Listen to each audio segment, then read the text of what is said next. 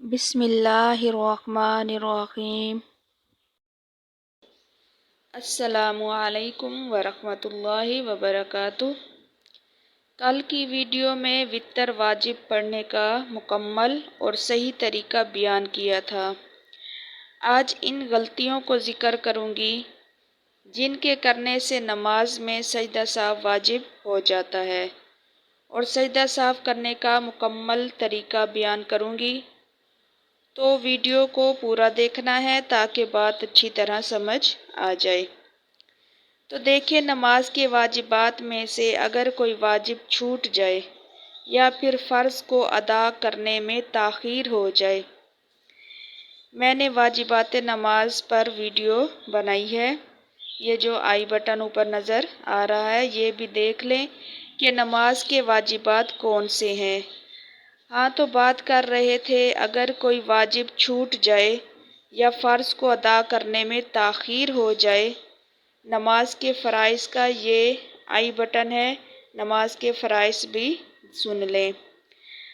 अगर वाजिबात छूट जाएगा तो सजदा साफ करने से नमाज ठीक हो जाएगी, कामिल हो जाएगी। लेकिन अगर फ़र्ज़ छूट गया तो नमाज दोबारा पढ़नी पड़ेगी। नमाज के वाजिबात में से अगर कोई चीज़ छूट जाए तो सजदा साफ करने से नमाज ठीक हो जाएगी। लेकिन अगर फ़र्ज़ छूट गया तो नमाज दोबारा से पढ़नी पड़ेगी। सजदा साफ वाजिब होने के बाद अगर सजदा साफ नहीं करेगा तो नमाज ही नहीं होगी, दोबारा नमाज पढ़नी पड़ेगी। अगर सजदा साफ कर लेगा तो नमाज भी ठीक हो जाएगी। नमाज के वाजिबात में कुछ बयान कर देती हूँ, बाकी आप ये आई बटन है, इसमें आपको मुकम्मल वाजिबात मिल जाएंगे। नमाज में सूरह फातिहा के बाद सूरत मिलाना वाजिब है। अगर कोई शख्स नमाज पढ़ता है और सूरत फातिहा पढ़ने के बाद सूरत मिलाना भूल जाता है और रुकू में चला जाता है तो इस पर सजदा साफ वाजिब है। अगर कोई शख्स 4 रकात वाली नमाज पढ़ रहा था तो कायदा उला इसे भूल गया, यानी वो तीसरी रकात में तशहुद बैठना भूल गया, यानी उसने तशहुद अत्तहियात पढ़ना था लेकिन वो भूल कर तीसरी रकात के लिए खड़ा हो गया। अगर कोई शख्स अत्तहियात पढ़ना भूल गया, सीधा खड़ा हो गया तीसरी रकात में, तो अब इसके ऊपर सजदा साफ वाजिब हो जाएगा। इसी तरह अगर कोई शख्स अत्तहियात में बैठा, दूसरी रकात में अत्तहियात पढ़ ली और भूले से अत्तहियात के बाद दुरूद शरीफ शुरू कर दिया, यानी थोड़ा सा भी दुरूद पाक पढ़ लिया, जैसे कि अल्लाहुम्मा सल्ली अला, यहाँ तक भी पढ़ लिया, तो इस पर सजदा साफ वाजिब हो जाएगा, क्योंकि इसने फ़र्ज़ में ताख़ीर की है।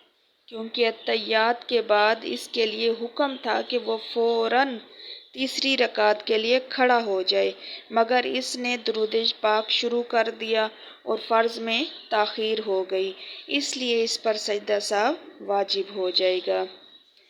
ये चंद वाजिबात मैंने बयान किए हैं। अगर कोई भी वाजिब छूट गया तो सजदा साफ वाजिब हो जाएगा।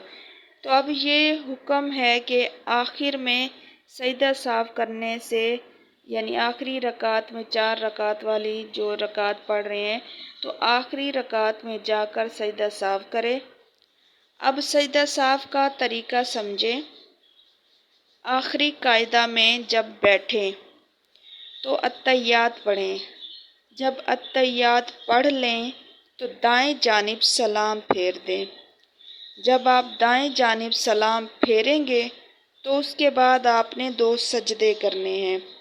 सजदे की तस्बीह भी पढ़नी है।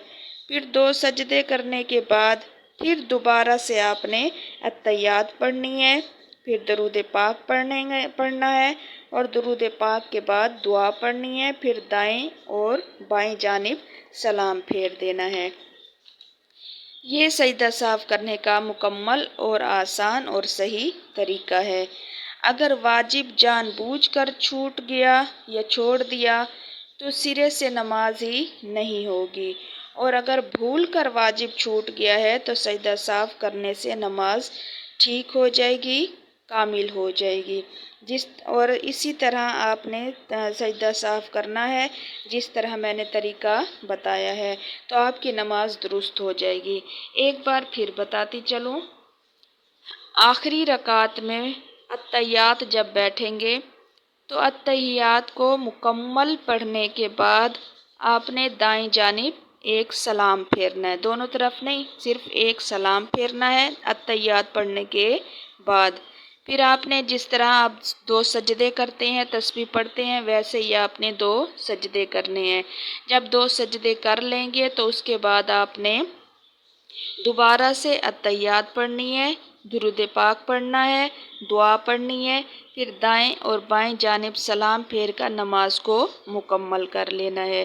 तो ये सजदा साफ़ करने का तरीका है।